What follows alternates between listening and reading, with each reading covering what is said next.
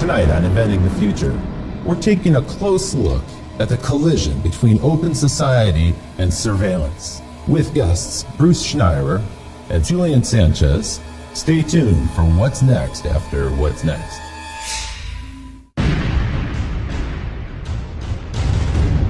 100,000 BC, stone tools. 4,000 BC, the wheel. 9th century AD, gunpowder. 19th century, Eureka, the light bulb. 20th century, the automobile, television, nuclear weapons. We choose to go to the moon in this decade and do the other thing. Not because they are easy, but because they are hard. The future doesn't belong to the faint-hearted. It belongs to the brave. Everything around you that you call life was made up by people that were no smarter than you. And you can change it. You can influence it. You can build your own things that other people can use. People want their technology to have a sense of humanity. They want it to understand me, you specifically. We have 3 billion new minds coming online to work with us to solve the grand challenges. The rate at which the technology is getting faster is itself getting faster, to a point that we have the potential to create a world of abundance.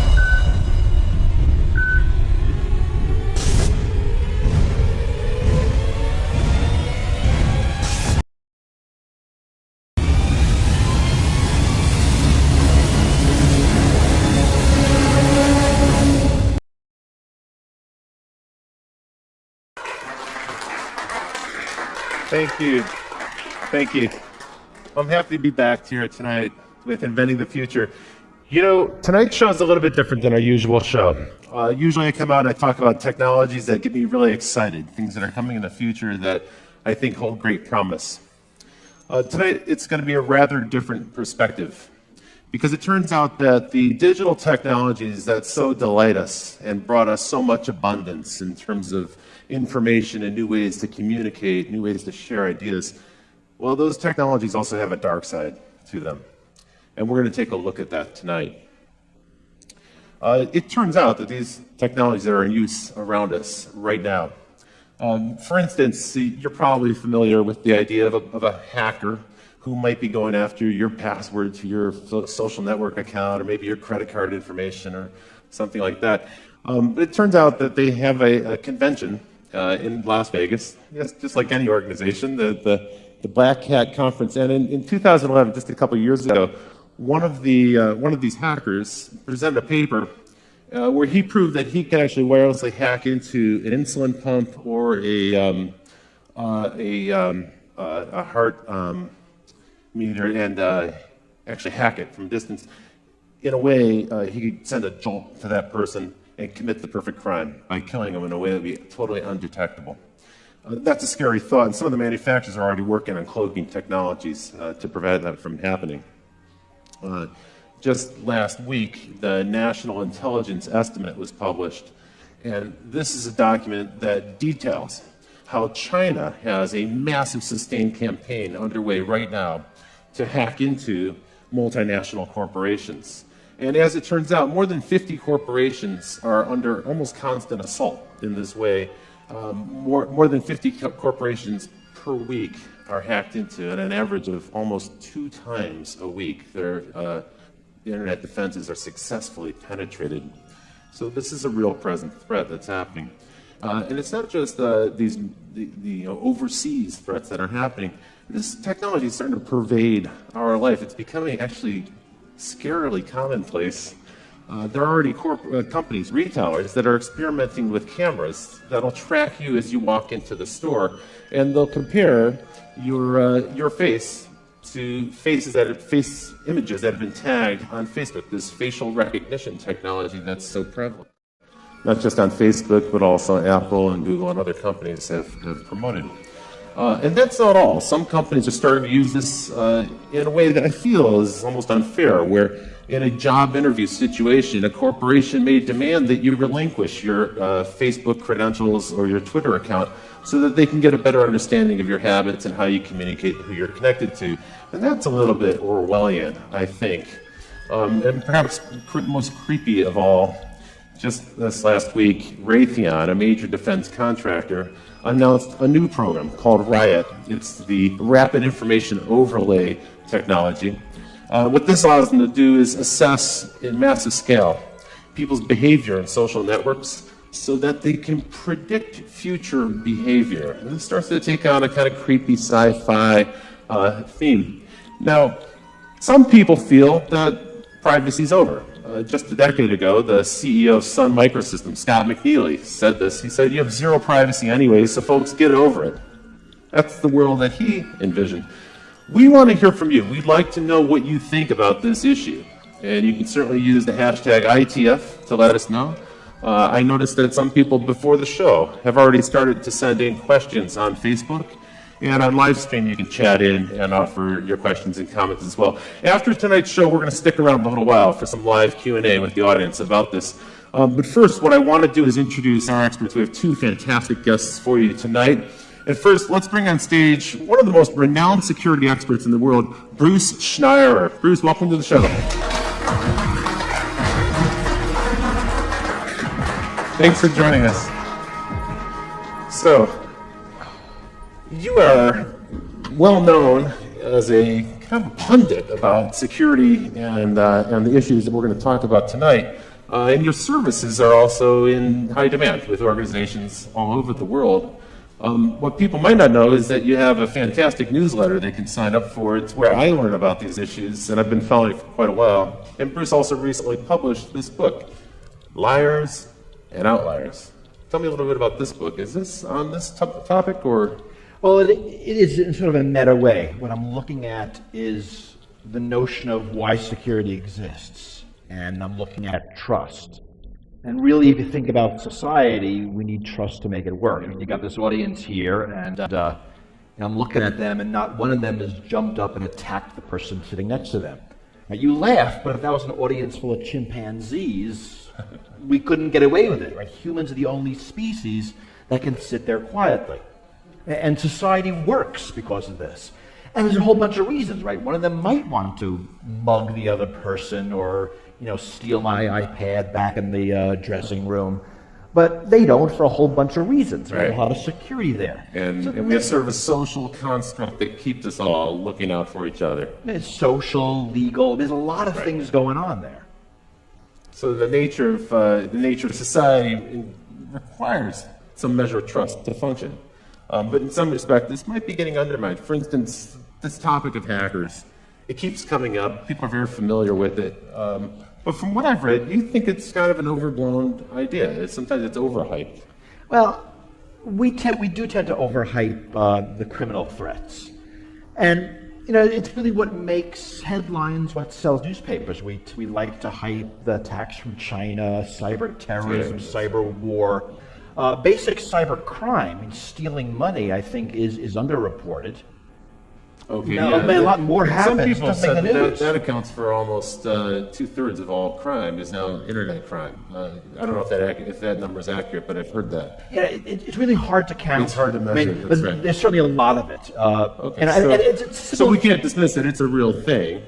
But tonight we're going to cover a number of threats. I thought we'd start though with a funny idea here. So a hacker in Montana hacked into a local TV station, and he got into the emergency alert system there, and sent out the message that the zombies are attacking right now. So sometimes it's malicious hacking, sometimes it's just for fun. It's like a prank, and we've seen many examples of that. One thing you might not know is the prevalence of this, how often this is happening. So.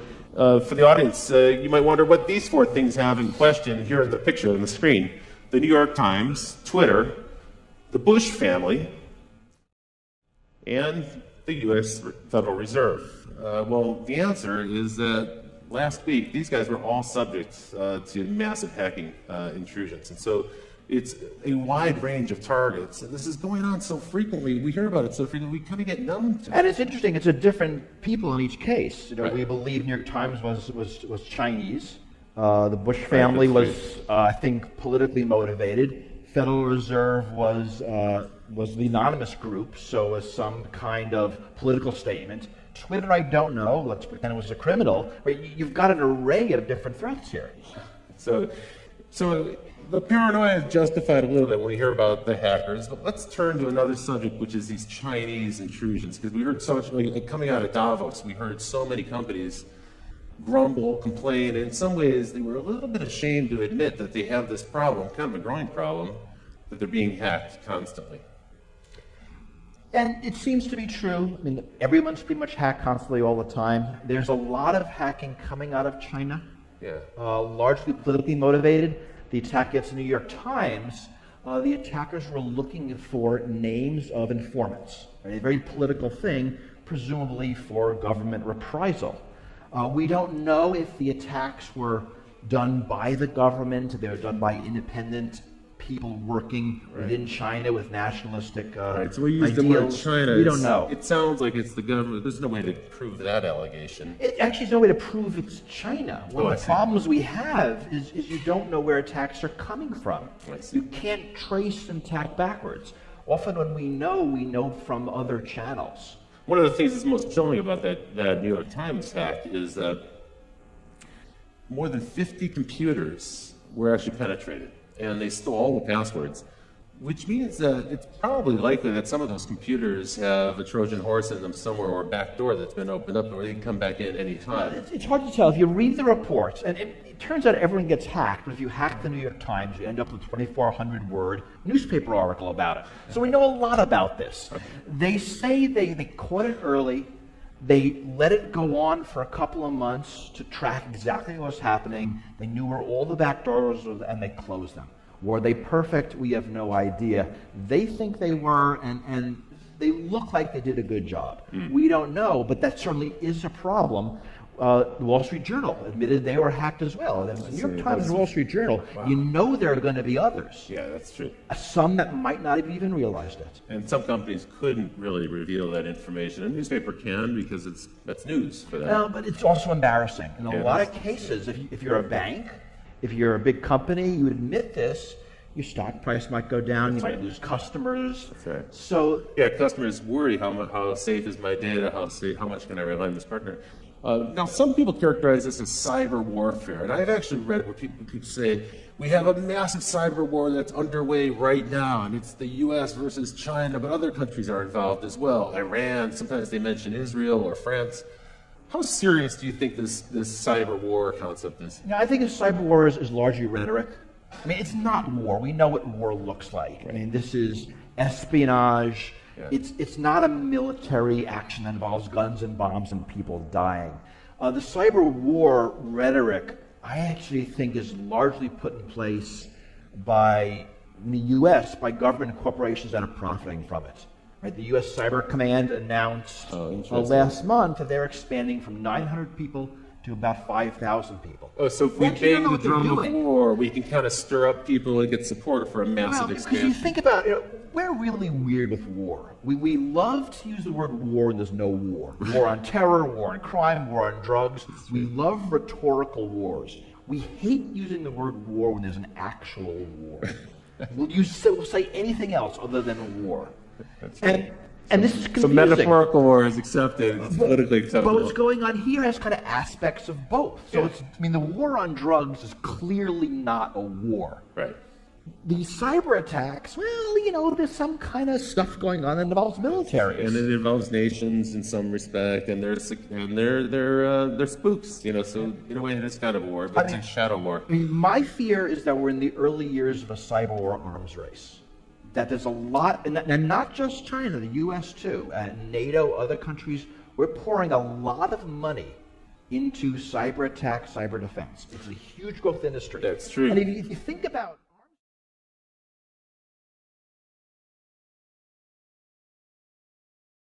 The drumbeat gets louder every single day. You coined the term wholesale surveillance to describe the way governments are kind of hoovering up data. In the U.S.'s case, it's frankly because of the massive expansion of Homeland Security after 9/11. Let's take a look at wholesale surveillance by the numbers. So the first number I'm going to show you is 300. This is the number of times a citizen of the United Kingdom is videotaped on average every single day as they pass through the UK. There are about 5 million CCTV cameras in the UK. It's the most heavily surveyed country in the world. 1/3. This number represents the percentage of U.S. Air Force craft that are autonomous drones. Most people are unaware that we have 7,500 drone aircraft in the U.S. Air Force right now. That number is increasing rapidly. And by the way, the Air Force isn't the only government branch that has drone aircraft. We'll get into drones a bit more. But the number that struck me was 40. 40 is the number of attacks every single day by drones in Afghanistan. I was unaware of this until I started putting together the research for this show. So last year, on average, every day there were 40 drone attacks in Afghanistan. 76. This is the number of nations that are rapidly scrambling to get their own drone Air Force fleet. So soon the United States won't be the only country that has drone aircraft, and they're seeking to either develop the technology themselves or acquire it on the market. Now this big number, 878,000, that's a number of hours of audio that have been recorded in 2012 by the FBI in surveillance here in the United States. And this number, staggering 29 million electronic files that were gathered by the FBI last year in surveillance in the United States. So this is in some respect, these numbers reflect the massive expansion of electronic surveillance that's happening right now. And to help us talk about this, let me introduce our next guest, who comes to us from Washington, D.C. Folks, it's Julian Sanchez from the Cato Institute. Hi, welcome to the show. Thanks for joining us. So, Julian, you actually have been covering these topics on the web as part of your responsibility at the Cato Institute, but also as a journalist for some time. You're an expert in the subject of privacy and law and this electronic surveillance. As far as anyone can be. Okay, well, that's a rapidly evolving topic. One of the things we talked about earlier today, and we're getting ready, was the expansion really began after 9/11. We had kind of a state of emergency. My observation is it's a permanent state of emergency. It doesn't seem like there's any end in sight. Well, that's right. It's not a conventional war where you meet the enemy and then they're gone. It's a war, in a sense, on a concept, terror. And as long as there are angry young men somewhere who hate the United States, there'll be a justification for that threat. So as long as we keep lobbing in Predator drones with Tomahawk missiles, we'll probably create a whole new generation of terrorists who wish to... We don't seem to be running out. Yeah, that's right. Now, tell me a little bit about Homeland Security, which really it's a relatively new thing, but that's been the locus of this big government expansion. And what they really did was they combined a whole bunch of different government departments together under one mandate.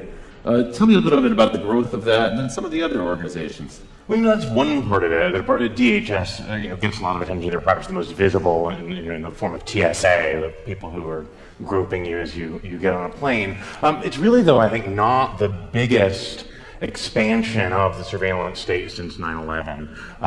The problem is that a lot of this stuff happens below the surface. It's hard to get numbers, frankly, about a lot of the activity that's going on. Ron Wyden, senator from Oregon, has been trying to get data from the National Security Agency about how many Americans they've got in their database, and they essentially refuse to provide even an estimate. They say they can't even provide a ballpark guess as to how many Americans are sitting in their database, and that's a database that is enormous because they're actually required them to build a multi-yottabyte data center in Utah to store the products of the 1.7 billion communications they're intercepting every day. A yottabyte, by the way, is about a quadrillion gigabytes. They don't actually have a higher unit than that. Crazy. So one thing that's happening, we talked about this earlier, is that the price of storage has dropped so much that we can now do something that's totally unprecedented, which is store everything. Right. So in the past, if you were going to do surveillance or wiretap, you had to be kind of selective about it because there wasn't a way to record it easily. But now they can, and they can also do analysis later, after the fact, to find out if there was any evidence of a crime or even a pattern that might suggest illegal behavior. Well, I mean, this fundamentally changes how surveillance works. Right? We used to, how we see it on television, follow that car. Yeah. Right? That's surveillance. That's right. But now it's follow every car. And actually, it's follow every car all the time. And we can follow that car 6 months ago because we've saved the data. Right. So surveillance changes. And it's, in a lot of ways, it's not because of malice. Computers produce data.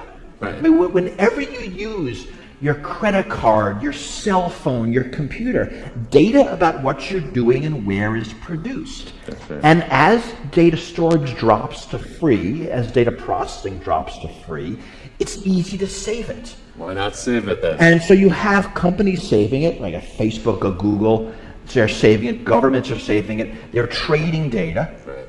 Maybe, Google provides data to governments when asked under certain Sometimes rules. under subpoena, And sometimes not. Sometimes not, and often we don't know. I mean, last month, a bunch of human rights individuals asked politely Microsoft to tell them who they're letting spy on Skype video calls.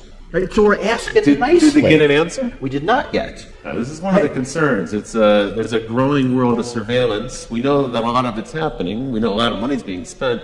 We don't know where. We don't know what they're recording. And we often have no choice. I mean, I like to think, I don't like to think this, but it's sort of true that Google knows more about my interests than my wife does. Yeah. That's a little freaky. And they're able to predict better what you might do next because of the pattern. You can match your pattern against another cohort. And I've kind of never even met Google, let alone gone out of this.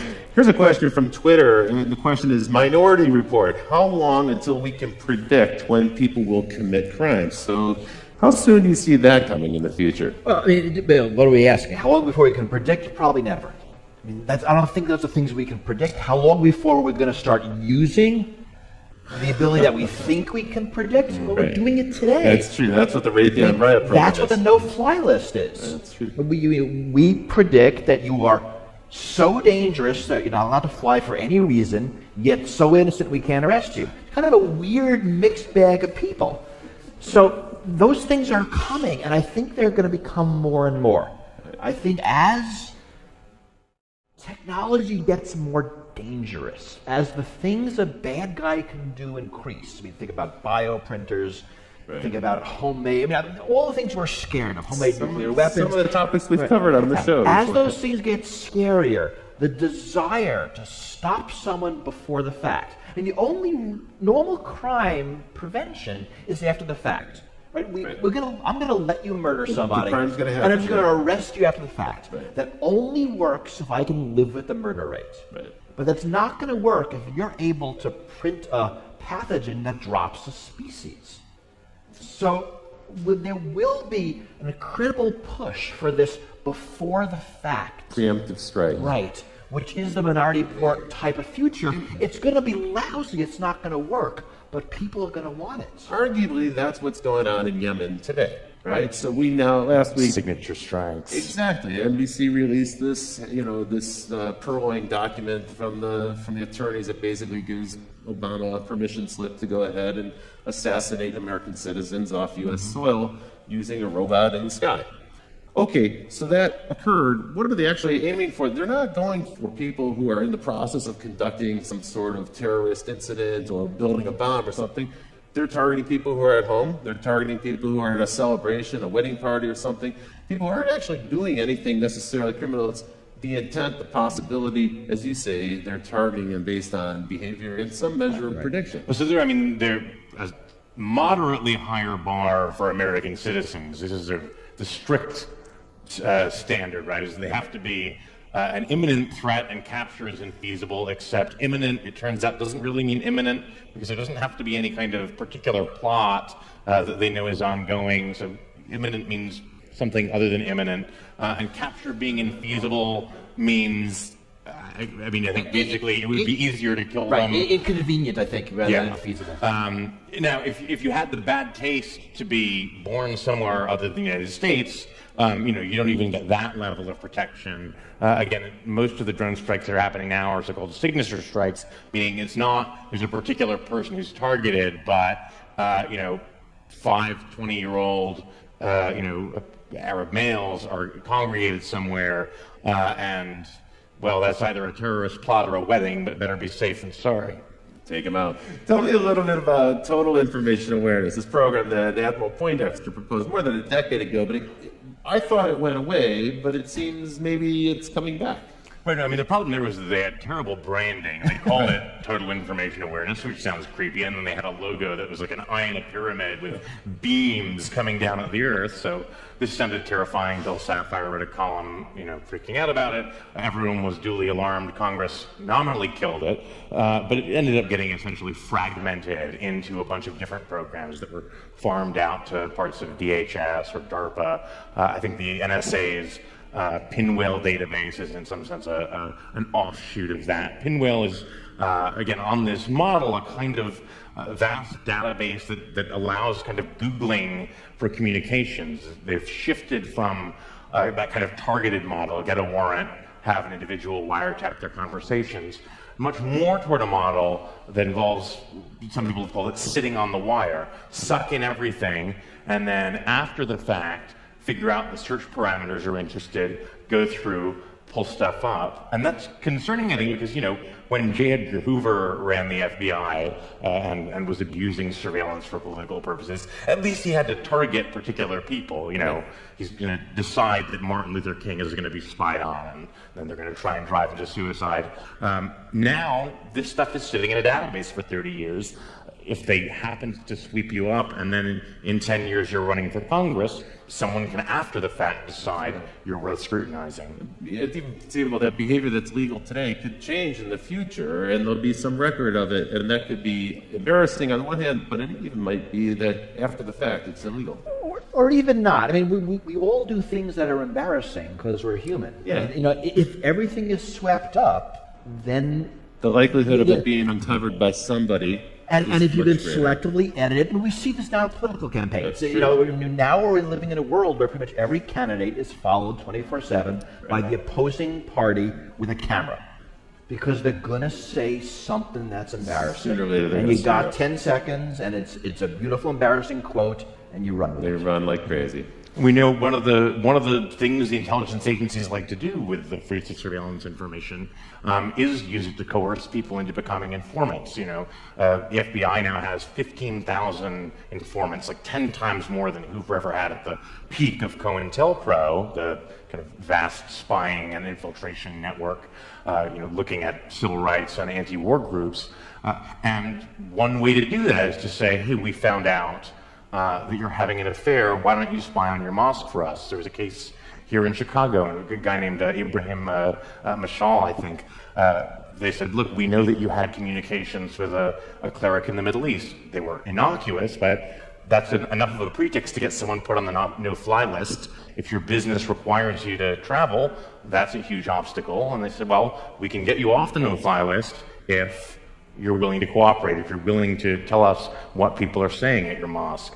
And he's actually currently now suing the Justice Department over this. So the information is gathered up in this kind of broad sweep, sometimes without a warrant. And in any case, warrants are targeted at an individual. Here we're taking information wholesale, as you put it, hoovering it up, and then it's analyzed later. And then if something embarrassing, awkward emerges, now they've got leverage on somebody. It might not even be illegal activity, as you point out, but it's leverage to coerce them into cooperating with the government and doing the government's bidding. And this is our government. Now, I'm assuming that this is happening all around the world, and probably in countries that don't have the same due process and constitutional rights and privileges that we have in this country.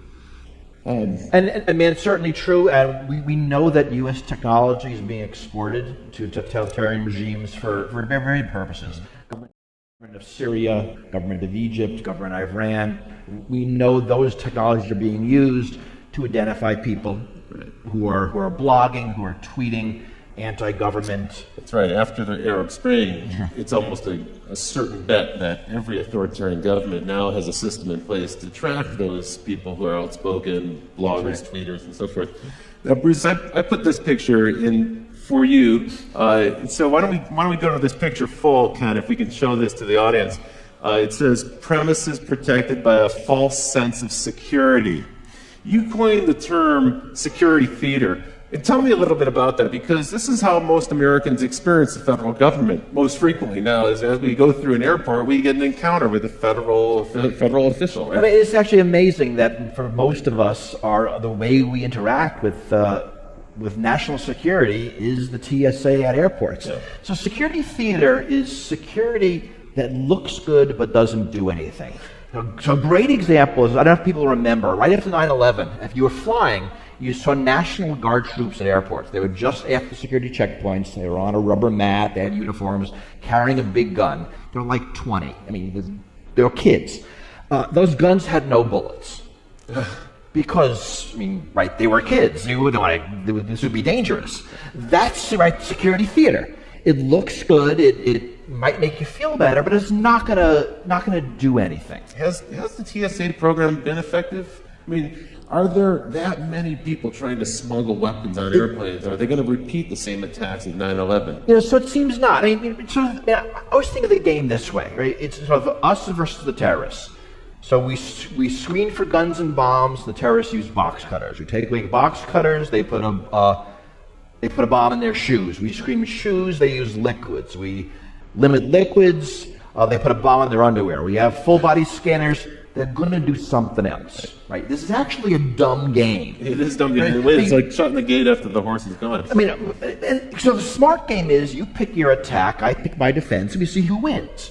The dumb game is I pick my defense, you look at my defense, you pick your attack to bypass the defense, and so it seems that the TSA has largely been irrelevant, and they will talk about their success stories, and it's how many knives they take away, and they found somebody wearing a fake army uniform, and they confiscated a snake. I mean, this stuff is actually on their website, and they're proud of it. They used to show some of the confiscated weapons in the early days, but I think that's tapered off now because most people have learned don't bring a weapon. Or people do forget. I mean, people do bring guns on airplanes because they forget. It is kind of weird. You'd think everyone would know by now.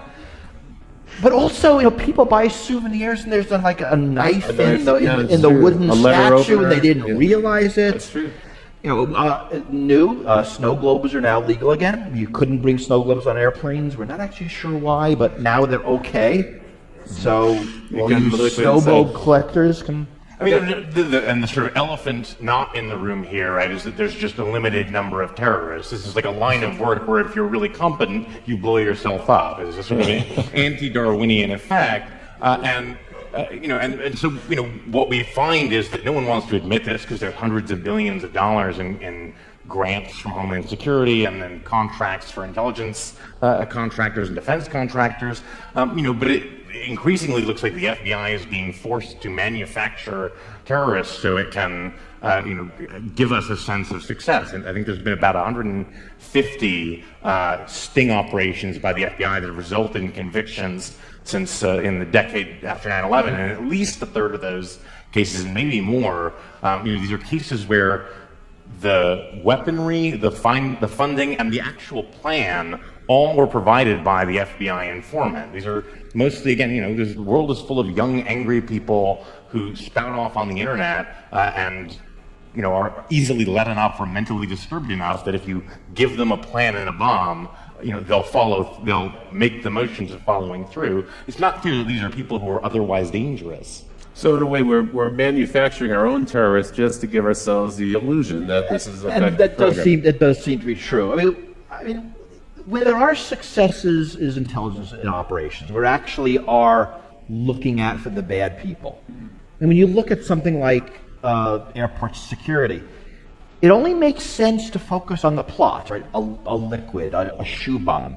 If plots are few and targets are few, right? If all we do by spending billions on shoe scanning is to force the terrorists to make a minor change in their tactic, right? We're wasting our money. Yeah, and we're wasting everybody's time. And that's fundamentally the problem. Right. And it's inefficient on a massive scale.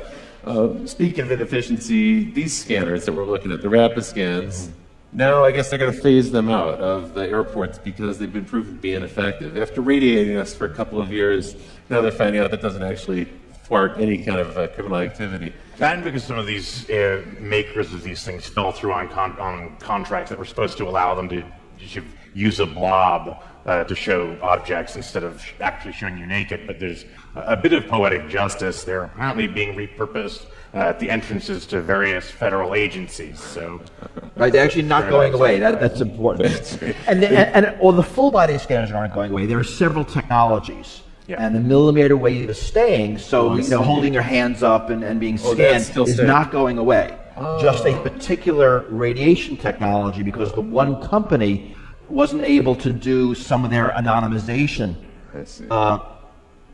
things on the visuals, Julian said. And there was a case in Florida where some of those images did leak out, and that also undermined the claim that somehow this information would never get out in the web. And, here we have the pictures right here, so you can see them. Well, now let's take this down to the local scale. And so, as it turns out, it isn't just our federal government that's out there combating terrorists or maybe other nations, we don't really know, in some shadowy cyber war. But actually, in a weird way, I think the DHS has kind of co-opted your local police force. They've turned them into deputies of this national effort to find terrorists. Talk a little bit about the spread of Homeland Security dollars to local police forces. Well, so I think we'll maybe get to fusion centers in more detail later, but there's lots of federal money out there. If you say you want to run a counterterror program, you may not have terrorists, but that's no reason to turn down the money.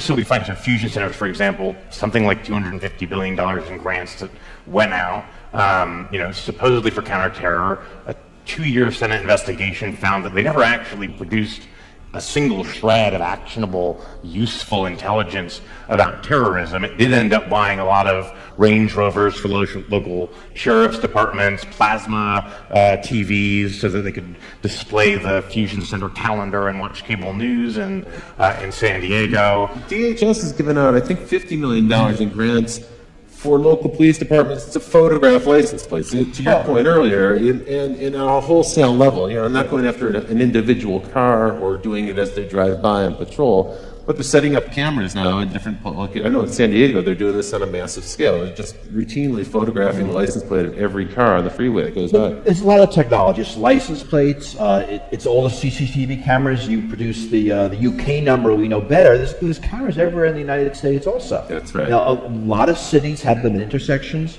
with automatically scooping up camera license plates. Again, that's being saved. The money's being used for other surveillance, for cell phone surveillance, for just collecting up lots of data. And we'll get into cell phones in a minute. Because it's data, it sloshes around. I mean, this is the fundamental problem. It doesn't matter who collects it. Once it's in the system, it goes into a fusion center, it goes into the NSA's computers, it goes into some marketing computer, and the data stays. And it's very hard to get rid of it. And now it's being used for all sorts of purposes. And we have no control over it, really even any visibility into what data is collected. We don't know how it's being used or who's using it. We also don't know when it's going to come back to haunt us, because it may turn out a few years later something that you did was of interest to them, and they may have been tracking you for quite some time. You're probably taping the show. I'm sure we are. So there are billions at stake, and it's a rapidly growing business. We know now that the surveillance business itself, just that segment of it, is now something like a $5 billion business outside of government to private corporations. I thought it might be nice to take a look at the snooper market, take a look at all the devices, some of the devices that are on sale. For instance, the Watchhound, which allows police forces to listen to cell phone conversations the same way you might if you were using, say, a radio band scanner. So you can actually tune in to the cell phone conversations. You probably didn't think that people could hear you when you're talking on your cell phone. In fact, that's widely available. These are widely in use. The Stingray. This is an interesting device. It can be mounted in a police van, and driven around a neighborhood. And if they're trying to find a particular individual, even if that individual is not using a cell phone, what it does is the Stingray pretends to be a cell phone tower, and so it'll find that phone, connect with it, and then they can drive a few more blocks and eventually triangulate the location of that particular phone. So they can find you with your phone. In a weird way, your cell phone is like a little spy that's in your pocket, leaking out information about you. And then Cellbrite. This is the one that troubles me the most. So for a routine traffic incident, moving vehicle violation, you can be pulled over by a policeman. And if you have your cell phone on your body, or if you're using it when they pull you over, then they have the right to take your cell phone, and they plug it into this thing, Cellbrite, in just about 2 minutes. It can download everything that's on your phone. Now think about that. That technology is actually accessing my whole life in my cell phone. You're with the Cato Institute. At this point, I need to disclose that the Cato Institute is known as a libertarian organization, a libertarian think tank.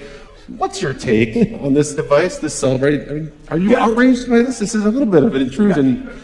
I think it's the question, of course, is whether this is actually something that happens routinely. We don't know what a court would say about a situation like this, but certainly the setup is there. The Supreme Court has held that it's not just felonies that a police officer can arrest you for. It's any crime, including not having your seatbelt buckled or a traffic violation. It's up to their discretion whether to perform an arrest. And then once they've decided to arrest you, there's a Fourth Amendment exemption for searches incident to arrest. It's certainly not beyond the realm of possibility that they could decide that that is covered within the scope of a search incident to arrest and effectively use a pretextual stop to gather a full record of your electronic life. I've also heard that when you enter the U.S., sometimes Customs and Border Security will do the same with laptop computers, cell phones, and so forth. And usually, you're right, it's for an individual of interest to them. Not necessarily a suspect, but it might be someone we know of, documentary filmmakers and volunteers who work on organizations, even people affiliated with Aaron Sports. Have been detained in this way and seen their electronics done. Well, and the privacy watchdog at DHS actually just issued a finding that suspicionless searches of laptops and other electronic devices basically should be allowed to continue. No reasonable suspicion of any kind is necessary. And they concluded bizarrely that there would be no civil liberties benefit to curtailing these searches at the border. And border search here is sort of a term of art. It's also their view that the sort of constitution-free zone extends for about 100 miles in from the border. And the constitution-free zone, not a phrase I'd heard before. This is all temporary. I mean, so what's the outrage here? That my phone has my email, my contacts, my calendar, my life. Potentially my credit card information could be stored. But think about what's really happening. I have a smartphone. It's probably that Google has my email, my calendar, my contacts. Right? It's just in a convenient cell phone shaped package for me to carry around with me. You're right. If the police wanted it, they could just go get it elsewhere. That's true. So data's moving around. One of the problems with these debates is we always focus on one thing. We focus on cameras, focus on cell phones, we focus on CCTV.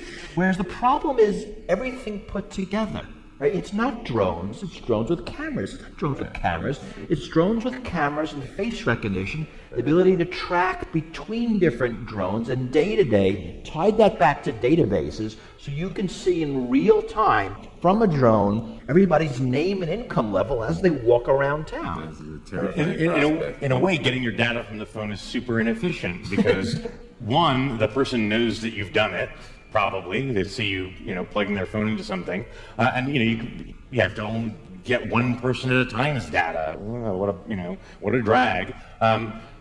Unfortunately, since a series of sort of misguided rulings from the late 70s, Fourth Amendment doctrine is that once your data is in third-party hands, once it's Google or Facebook holding on to it, in principle, that's now their business records. You've surrendered your Fourth Amendment privacy interest. And so a lot of that data that we naturally expect to be protected by the Fourth Amendment's requirement of a warrant issued by a judge isn't protected in that way. People are totally unaware of that. That actually pertains to your Gmail account, for instance, which is stored on Google servers or any other. But pretty much everything these days. With cloud computing, we have our pictures somewhere, our email somewhere. All of our data is very rarely on our devices now. It's really elsewhere because it makes a lot of sense. But now, as Julian said, the rules no longer apply that protect them. In a weird way, our protections, our First Amendment, Fourth Amendment protections haven't really caught up with the 21st century. Not even close. And the technology is evolving much faster than laws ever will. Let's bring it right back home here in Illinois. You were shooting the show here in Chicago, and you may be unaware that right here in Illinois there are 91 organizations working on counterterrorism efforts. And what's interesting about that number of 91 is that more than 3/4 of them didn't exist before 9/11. So these are brand new organizations that are involved in some way or another in surveillance. That's why we call it Illinois, the land of surveillance. Welcome to this place. What we happen to have here is 2 fusion centers. You talked a little bit about these. Here's a really ugly diagram from the government. It's non-confidential, so it's been released for us to show to you tonight. And tell me a little bit more about these fusion centers. In your view, they haven't been very effective. Well, I mean, in the view of a bipartisan report that the Senate put out, despite years of being assured that these were a proven vital tool. The theory was you synthesize information from local law enforcement, lots of different agencies, bring that together with information at the federal level, information that various intelligence agencies have gathered, and this will give you a better window into incipient terrorist groups. Of course, right after 9/11, we assumed there had to be lots of other sleeper cells waiting to strike, and it seems to be that's not the case. And so you've got a lot of people looking for something that doesn't appear to be there. The sort of history of intelligence suggests that, unfortunately, the problem is if the thing that you are convinced is there isn't there, you just keep looking harder. That's true, and redouble your efforts and argue in the future. We need more resources to go after this.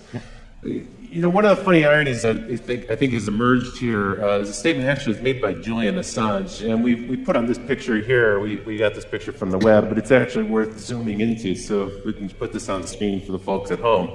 You have Julian Assange of WikiLeaks, and he's saying, "I give private information to the public for free, and I'm a villain." Meanwhile, Mark Zuckerberg of Facebook, well, he's taking your personal information and he's providing it to private enterprise for money, and he's the man of the year. Your take on this is slightly different, I think. You're not going to go with this parody 100%. Well, it's funnier than it is true. I mean, just sort of for reasons of greed, basically, Zuckerberg wants to keep your information, so the corporations have to keep coming back to him to target their ads. You give out all that information, they don't need you. But these companies, and it's not just Facebook, it's also Google, it's also Apple, they're subject to literally thousands of subpoenas and these really creepy national security letters. Yeah. Can you tell us a little bit about that? Because I think a lot of people are unaware of what an NSL actually is. So national security letters, they're a tool that existed in a much more limited form before 9/11, where in a series of stages expanded. They allow FBI agents, basically the head of any one of 52 FBI field offices, to authorize without judicial supervision or approval the seizure basically of non-content telecommunications records and financial records. And financial records now has been expanded to mean any record from anyone that uses his money, essentially. And Obama, when he was campaigning, said he wanted to do away with these. He wanted to do away with national security letters being used to seize sensitive information about people who are not even suspected of a crime. They're really used in a kind of 6 degrees of separation way to say, well, we have one target, let's look at everyone they're friends with, and let's look at who they're emailing and what websites they're visiting, so we can get a kind of social graph or pattern out of it. Actually, in 2010, the Obama administration broke Bush's record for the number issued. It was about 26,000, only pertaining to Americans, and the number of people affected, it was more than 14,000. Again, that's only Americans, and it doesn't include national security letters for basic information, like, who is associated with a certain IP address. This is only more detailed transactional logs. So there's no warrant, there's no judge involved, there's no secret court that you have to go to. You don't have to show any evidence. In fact, you can use these to troll for evidence and then go back to the court saying, well, now we've got the evidence we were looking for thanks to the NSL, and now please give us the warrant so we can go after these people. And there's a lot of belief that's happening. And to Google's credit, they will say quarterly how much of these they're getting. I mean, they'll tell us. Don't give us details. Twitter has also pushed that, right? And even some telcos have, but not our very big ones. They seem to have kind of been co-opted by the government. I mean, a lot of companies will not tell us at all how many of them they get, whether they comply, how much they comply. It is all very secret. Google and Twitter are rare in sort of volunteering some of this information about how much they get. There's no aggregate reporting as there is with wiretaps that would give us a kind of overall picture of how much these different electronic surveillance tools are used. The telcos normally are not so forthcoming, but Congressman Ed Markey sort of requested the major cell phone carriers to give a tally of how many requests from different kinds of law enforcement agencies they got, added up to about 1.3 million a year. A lot of that is cell phone tracking, a lot of that is calling patterns. Also, just in compliance with that, think of the number of requests. I'm certain that the person receiving those requests at that volume would just automate the process and not even pay attention. They Well, just Sprint has done that. They created a back end called L-Site because they said we're getting so many requests we just couldn't deal with them help manually yourself. anymore. It's like the information smorgasbord. They allow them to just dial straight in. We've heard rumors about that too with some of the other social networking sites. Kind of a creepy thought. One question here comes in, have you developed your own ways to combat or accept this new world order of constant surveillance? So I guess the question pertains to you guys. What do you do in your own lives to keep your lives private and secret? Yeah, I mean, what we do is around the edges. Right. What can you do? You can not have a credit card. You can not have a cell phone. You can not go outside. You can live in a cave. I mean, they kind of make no sense. You know, I don't have a Facebook account. That makes me kind of a freak. I keep all my email on my computer. That makes me a double freak. So I mean, I'm doing some things around the edges, but by and large, there's not a lot we can do. I mean, you have to accept it simply because you're being surveilled. I mean, what we learned from the General Petraeus scandal is that even the director of the CIA can't keep email secret. And if he can't do it, I don't stand a chance. You know, that is a very troubling case, isn't it? That Gmail hacking, it's a major intrusion. Not just the fact that it was kind of a comedy of errors with their two generals and they're flirting with this woman in Florida and so forth. That was funny and had a comic element to it. But in fact, this Gmail hacking by the FBI, with really no pretext, no evidence of criminality, and they trolled through until they found some evidence of something that they could hold him accountable I mean, for. it's bizarre on a couple levels. It's nominally started as an investigation into cyber stalking, meaning she'd sent some harassing, Paula Broadwell had sent some harassing emails to a woman who was friends with Petraeus.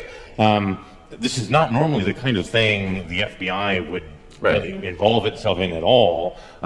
Having tracked these emails back to Broadwell, because again, you're never private, she had used an anonymous Gmail account, but then logged in from the same IP address to her real Gmail account. Even if you're using stuff like something like Tor, usually the IP address is persistent over time. So if you log into anything that's connected to you within that window, you can be traced back again. They can link those two things. And then having figured out who sent the emails, if that was they decided, I think, ultimately that actually the emails didn't rise to the level of criminal harassment. But having identified who sent them, instead of then confronting Broadwell, they decided to do a phishing expedition through all of her email, and it's not clear what conceivable connection that had to the thing that they were supposed to be investigating. So at that point, the supervisors, when they found no evidence of criminality, they should have called the investigation off, and they didn't. That seems like a real breach. We'll probably hear more about that story. I need to move on. Welcome to the conversation. We have to get into what's next. So on this show, we like to talk about what's now and what's next, and then what comes next. The next things we're going to talk about are drones, phones, and super cookies. And it gets creepier, folks. So check this out. Predator drone, you're familiar with these. They've been in use since 2001. There's one on display at the National Air and Science Museum, so they're already kind of a part of American history. Massive expansion of that program. But as Bruce mentioned just a minute ago, the scientists from DARPA have been experimenting with different ways to modify these. There's all sorts of new, weird versions of drones that'll be coming out in the near future. One of them is called Argus, and what they've done is they've taken 368 of those cell phone cameras, the 5 or 10 megapixel camera that's on your cell phone today, and they've assembled those into sort of a beach ball shape mounting. And they can put that at the front of one of these drones. And this Argus program then allows that drone to hover over a particular place and record everything that's happening on the ground. Now the device itself, the drone itself, has literally millions of terabytes of storage on board, but they're also streaming that data out down to the ground. And so in real time, someone who's back at the base station can see an image kind of like this. It's a composite image of all those different eyes in the sky, and they can start to see what's happening on the ground. But what's even more troubling, because of the degree of accuracy in each of those cameras, is that they can zoom in. And they can actually today get to a level of detail that allows them to see from 14,000 feet in the air a 6-inch long object. They can also, using gait analysis technology, face recognition, some of the other technologies you mentioned, they can actually start to identify the people on the ground. Today, these technologies are being used in Afghanistan to fight the war there. Tomorrow, those drones will be in the United States. It seems to be a near certainty. More than 358 different law enforcement groups and counterterrorism groups in the United States have asked the FAA for permission to start to fly their own autonomous drone units, and we can expect those to be mounted with similar surveillance technology. This is clearly coming. Now, when we chatted about this, you gave what was a really chilling prediction to me, which is that basically you're like, it's here, it's happening. Yeah, I mean, coming seems like an overstatement. We used drones this week to hunt down that California cop killer who was holed up in his mountain hideout, and they're being used in cities. That's right. I think we have a picture here of well, these are some of the cheap ones that are coming, but here we have the Border Patrol. Right. And they have 10, they have a fleet of 10, and they've asked for 14 more. So you're right, it's already here, it's not really out in the future. What's coming is, what's coming next, right? They're going to get better at resolution. Right. They're able to be able to read documents, be able to better identify faces. And once you identify faces, you have a lot of good public face databases. Facebook has a phenomenal database of tagged photos. Thanks to your friends who tagged you, you'll now be identified by the drone in the sky. When you Even if you're not on Facebook. I mean, it's not like you're their customer. Right? I don't have a Facebook account. There are tagged photos of me on Facebook. They have really a network of my friends there because they'll pull people's address books. So 5 years out, what do you expect to be the case? There'll be drones in every city. There will be. So my expectation is that there will be drones everywhere 24/7. I mean, it's not going to make sense for companies to fly their own drone fleets. There's going to be, Drones Over America Inc.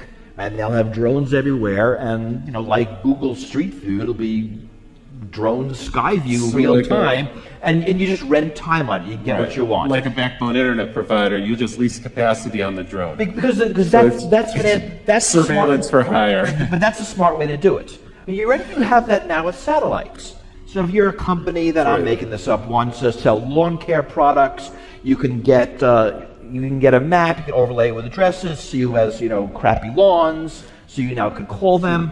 So it's all the data being collected and overlaid with other data. So we can identify people, we can collect it, mark it with databases, we can integrate it with cell phone data, which, as you mentioned, is location data, and also data about who you're interacting with. And now, whether you're a government or a corporation, you can collect people who aren't your customers, for everybody, a lot of data about them, which allows you to market to them. That's true, and for commercial purposes, there's many good uses, right? Real estate, people want to understand where traffic patterns are going. Retailers want to see how much foot traffic there and car are weird traffic uses, right? I mean, there's a lot being talked about now about personalized billboards. That a billboard will see you walk by. Now they can recognize your gender really quickly, and they can give you an ad that you might like better. Wow. But they now know you by name. The same ad now follows you around town. That is... And then onto Facebook and onto Google, and it gets really weird. It sounds like science fiction. So one of the things you're leading up to, you've already foreshadowed a little bit, is the combination of these eyes in the sky, and frankly, eyes everywhere. Every building will have cameras on it and so forth.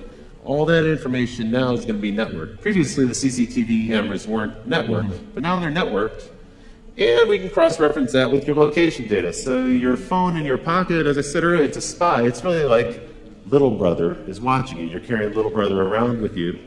That's leading us into this wonderful new world of behavior tracking. This is the white-hot center of online advertising at this point. It's the hottest field for online marketing, where we can actually kind of predict patterns of behavior, predict who we can market to next, some of the things you were just alluding to.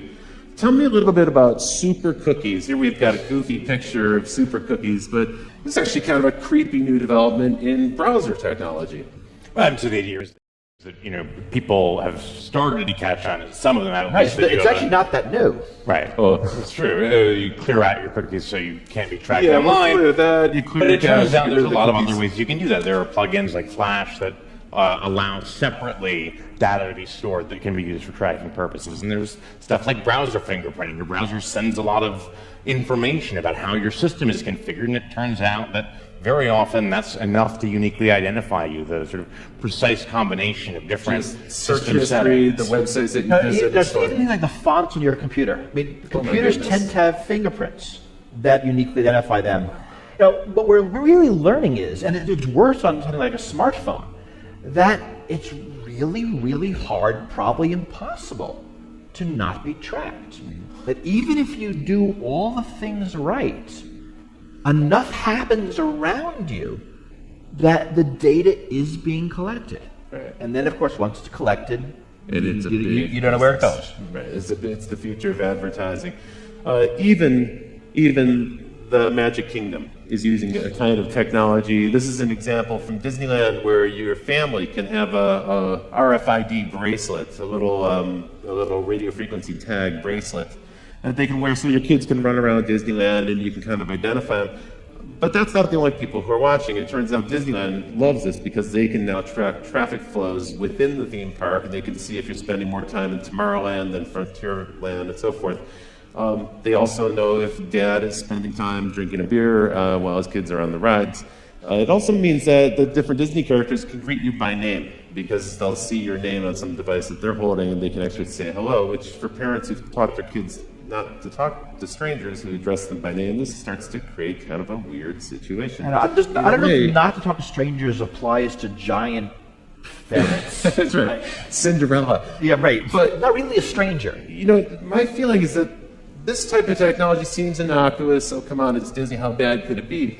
I think the problem for this is when you have a 6-year-old kid running around with an RFID tag, what you're really doing is conditioning them to submit to this level of surveillance. And you're just getting them used to the idea that everything they do is going to be tracked. And we see it also in schools. I mean, schools are now getting a lot of these, and they're often being given to schools. For that reason, it acclimates people. So whether it's face recognition technology or fingerprint technology on buses, this is all being sold as. So biometrics is also a part of it. Schools are very dangerous. There's shootings every day. Your kid has a 1 in 2 chance of dying in a shooting. Whatever our fears are, they're being sold to us to mollify them, and it does get kids used to this sort of a ubiquitous surveillance. That it's normal. And this is one of the things that the TSA security theater actually is effective at. If you think about the opening scenes of that George Clooney movie, Up in the Air, where he's just absolutely seamlessly, almost ballet-like, whipping his laptop out, sliding his shoes off. It's all this sort of choreographed dance, and it reminds me of this idea that of the French philosopher Michel Foucault talked about, that there's forms of surveillance that create docile bodies. That by being observed, that we are trained to follow the path of least resistance, which is to say, train ourselves to automatically go through the procedures that expose us to the TSA guy with the least amount of hassle. They do a good job of encouraging this, right? Well, you don't have to go through the naked scanner. You can instead get terribly groped. Well, no, the easier thing to do is submit to the naked scanner. And it's a form of training. That's true. I think that's very true. I was a young man. I had the opportunity to live in Berlin, and I spent time in East Berlin and East Germany and elsewhere in the East Bloc. And this was the one thing I took away from that experience, is when you live under constant surveillance and you don't know who's working for the government, they all might be spies, you never really know, people become apathetic and they stop trying. Well, but also, you change. I remember in the years of 9/11, I'll be talking to a friend on the phone, we say something because we're talking about security, and one of us says, wow, I hope the NSA isn't listening. We both laugh because it's a funny joke, but the conversation changes. Sure. The fact that you might be observed in all things changes how you act. It makes you less of a free person. There's probably less crime in East Berlin, but you didn't want to live there. You sure didn't want to live there. One of the sadder things I remember reading in the New York Times reporting on the NYPD's sort of Muslim infiltration program was there was a student union at, I think, Columbia or another New York university where they had posted in the room where the Student Muslim Association met a sign saying, "Please do not discuss current controversial politics in this room. We don't want trouble." And that doesn't seem like a healthy environment for a free society. Right. Please keep your free thinking at home. Don't bring it here. And unfortunately, you don't know these things that are gone. Freedoms are hard to value. You only value them when they're missing. When they're gone. That's really true. And more than a decade ago, Phil Zimmerman, the creator of Pretty Good Privacy, he said he likened personal privacy to the environment. He said there's going to be a time where it becomes kind of a privilege for a certain group of people who can afford to have access to it. Okay, so that's pretty scary and pretty depressing. I don't want to end on a dark note like that. I guess the question is, what can we do? What are some of the things we can do? Now, we had some encouraging news, perhaps. The mayor of Seattle recently decreed that there will be no drone surveillance in the city of Seattle. Perhaps that'll start to roll out on a local level. More cities might follow. Some people are starting to hack together their own way to avoid police surveillance. Here's a kind of homemade version of a license plate scanner avoider. And then when it comes to face recognition and face tagging, there was an artist in the UK who created a series of makeups that you can purchase. And if you put these makeups on, they look a little funny, but what you can see in the picture here is it makes it difficult for a computer to recognize your face as a face because it actually distorts the image for the computer. Who knows, maybe in the future you'll see some people walking around with that or some kind of tattoo. That artist is Adam Harvey. He's actually introduced a fashion line, which we have here, and we'll show a little bit later on. Marley's got a few of them over there. Here are a couple examples of these. It's a little fanciful, maybe a little hypothetical at this point, but these are garments designed to help you protect yourself from surveillance cameras, from thermal scanners, and from surveillance cameras. And you can see they might even have a chance of bringing the burqa back into style here in the Western world. One thing actually that they sent out I thought was probably had some use to it, which is this bag. It's a little case for your cell phone, and when your cell phone is inside of it, it doesn't emit any signal. No signal can get in. Nobody can track it. Well, of course, nobody can call you either. That's so true. It's like, you could just turn off your cell phone and save $100. Tell me a little bit about this act. So this is an act that was proposed by Rand Paul of Texas, right? This is the Preserving Freedom from Unwarranted Surveillance Act. It's a big title, but actually kind of a neat principle. Yeah, I mean, the only possible member of Congress who I could ever say might go a little further than I actually would is Rand Paul. The idea here was to require a warrant, a full-blown Fourth Amendment probable cause warrant, anytime law enforcement or intelligence wants records about you from a third party like Google or Facebook. Not just the contents of communications. Federal law sometimes allows those to be gotten without a search warrant, although courts are increasingly saying the Fourth Amendment requires it. He wanted to say all records, your IP logs, your basic subscriber information, everything would require a full-blown warrant. That seems like a little much. I mean, they need something that they can get first so they can build the evidence they need to go to a judge for a warrant. But it's actually a very hard question where to draw those lines. What is sensitive information? Because even something like an IP address or email headers can reveal stuff about your political associations, which the Supreme Court has said is protected under certain circumstances. You can't force a controversial political organization like the NAACP to reveal who their members are to the government.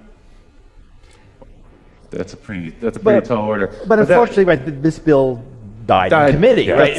The bill and all of the technologies you talked about, if you think about it, they're really around the edges. When you think about what we can do, the unfortunate answer is kind of not much. And these now things are happening. There's a drone lobby. There's now a big surveillance technology lobby. I think what we can do is what we're doing here. We need to talk about the issues. We need to make people aware of them, and we need to agitate. I mean, this is going to require real social and political change.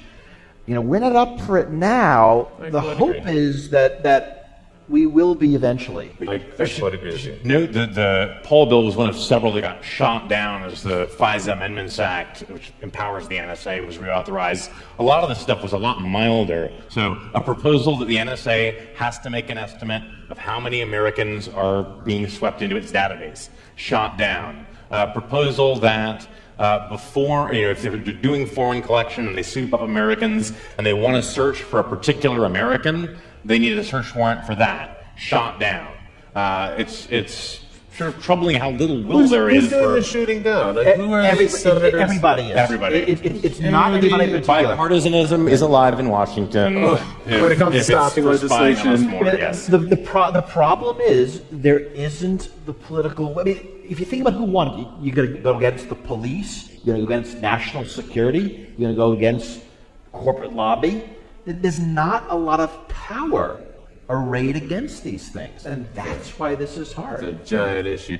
Well, it's time for me to start to bring the show to a wind down now. We will have an open Q&A afterwards. I hope you'll stick around for that. But now it's time for me to talk about what's next after what's next. And folks, it's simple. You face a difficult choice ahead. We have to decide what kind of society we want to live in this country. A society where we can expect a reasonable degree of privacy, or a society where transparency is forced upon us without any possibility of resisting it. That's a decision we're going to have to make. We do have the ability to hold our elected representatives accountable. We do have the ability to speak up and object when corporations impose some transparency or forced surveillance upon us that we don't wish to have. And we have the ability to speak up. So it is forums like these that give us the opportunity to have that kind of an exchange. Well, I want to thank you both. Bruce Schneier, thank you for joining me on the show tonight. Julian Sanchez, the Cato Institute, thank you. Be sure to check out Bruce's book, Liars and Outliers. I want to give a big shout out to the crew here at Live Lab. And Barry, thank you very much for making this show possible. It's been a pleasure doing this show with you. And a big shout out to our live band led by Paul Wernico. Strike it up, Paul. Let's hear it.